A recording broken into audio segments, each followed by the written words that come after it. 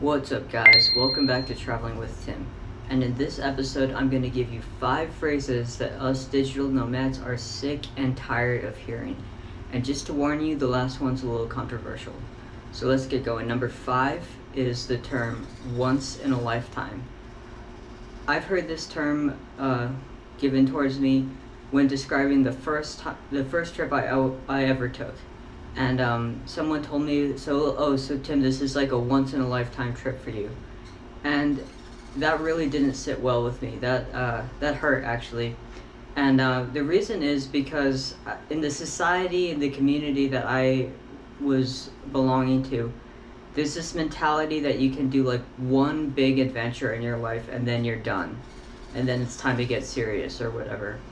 And that's the opposite of what I believe. What I believe is that we're constantly evolving, constantly broadening our horizons, and shattering our preconceived notions. For me, that's what life is all about. So number 4 is the term third world. And this term historically actually refers to any country that wasn't united with or an ally of the USSR or the American British side, like Western countries. So like the allies of America, of Britain, of Australia, those allies were called first world countries. The allies of the USSR and all the old countries that made up them, like Kazakhstan, Mongolia, those were referred to as second world countries. And then basically anything else was considered a third world country. But obviously the term today means something very different. It's kind of a derogatory term to insult other places. And it also points to a really false belief that once you leave the borders of your first world country, that you're in extreme danger. And that's, once you've really been out and seen the world, that will be funny to you when you hear that kind of attitude. But it's also frustrating and it's kind of mean too. So I really don't like that term. Number 3 is in the same vein, is like when people call a country remote. And that is kind of not a helpful term, because for the people in that country, they're not in a remote country. That is the center of their world, you know? It kind of it has the same derogatory vibe as the term third world, and so I don't use that term either. I don't call countries or islands remote. I just try to use the correct language, and also use the language that the people themselves like to use, you know? I think that's important too. And so number 2 is the phrase safety first. And this goes back to kind of what I've talking about, about how people think that as soon as you leave the borders of your first world country, you're in extreme danger. That is not true. That is propaganda. There's no truth about that.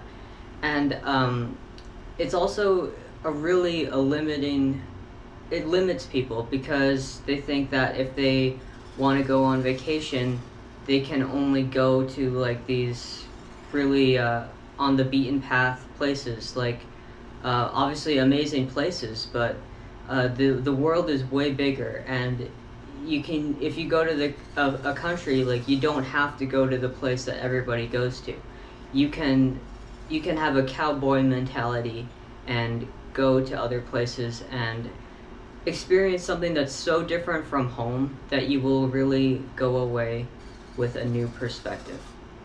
And so number 1, this is the controversial one, and I can kind of see both sides to it. Obviously, I have a bias as someone who likes to travel and stay for months and months and months in other countries, but that's the phrase losers back home.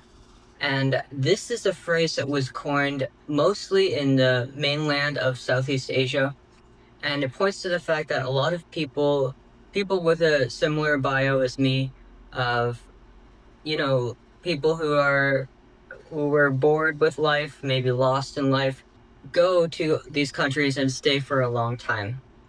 And to be fair to the people in the countries that they're going to, like Vietnam, Thailand, Philippines are the 3 big ones, to be fair to them, a lot of people, a lot of expats, a lot of digital nomads cause big problems. And I believe there should be a zero tolerance policy for people like that, and they should just be kicked out. But there's also other people who are not trying to cause problems, who are trying to be respectful, who are trying to just go on a big adventure, and to just chalk all those people up as losers, I personally don't think that's fair. So what do you guys think? Did I make any mistakes? Did I say anything stupid? Let me know down in the comments below, and I'll respond to every comment.